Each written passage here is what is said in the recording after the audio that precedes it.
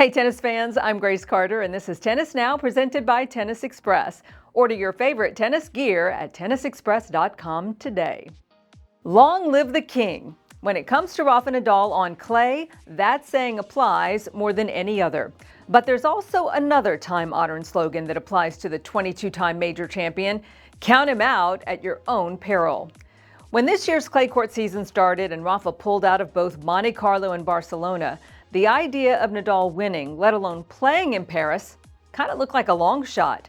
Now with 3 wins under his belt in Madrid, including his first top 20 win since late 2022, and a 3-hour and 4-minute victory over Argentina's Pedro Cachin, to reach the round of 16, things look a bit different. Maybe Nadal does have a shot at winning number 15 in Paris. Here are 5 reasons we think he does. He's just getting started. Nadal is better with every single match, and as he said many times, his struggles were never about his tennis, but his ability to stay healthy long enough. If Madrid is any indication, Rafa is well on his way to finding his best tennis and improving with every match. Fingers crossed, there are no setbacks. Second, the field is far from a lock this time around. Novak Djokovic will enter the French as the #1 favorite, with Carlos Alcaraz and Jannik Sinner not too far behind. We haven't seen much from Djokovic this spring. He recently parted ways with his coach Goran Ivanisevic. He pulled out of Madrid, and he is still without a title in 2024. Meanwhile, Alcaraz and Sinner are far from proven forces in Paris. Let's face it, Court Philippe Chatrier in Paris is still Rafa's house. And unless one of those 3 players get amazing results in Madrid and Rome, Nadal will continue to gain on them. Maybe he's not as much of a long shot as some fans think he is. Number 3, the king of clay is a comeback king. Nadal himself may downplay his own chances, but we have seen him come back from injuries to surprisingly good form in the past. Remember back in 2022 when Nadal limped into Paris with a bad foot and the lowest expectations. He emerged there victorious, capturing his 14th and most improbable title in Paris. 2 years later, he may have one more triumphant trick up his sleeve. Wouldn't put it past him. Next up, history is on Rafa's side.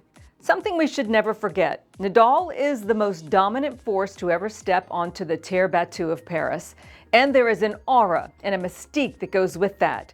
With 14 titles and a 112-3 lifetime record at the event, the positive vibes will only grow if Nadal can win some matches in Paris. If he gets to the semifinals, look out. Nadal is a combined 28-1 in semifinals and finals at the French Open, with his only loss in that span to Novak Djokovic in 2021. If he gets that far, the locker room will be aware that this is Rafa's prime time for success. Only one active player has ever defeated Nadal at Roland-Garros, and if for some odd reason Novak Djokovic isn't around to stand in Rafa's way this year, will anybody else believe they can do it? And finally, this is it, the last shot. We can expect Nadal to pull out all the stops at the French Open.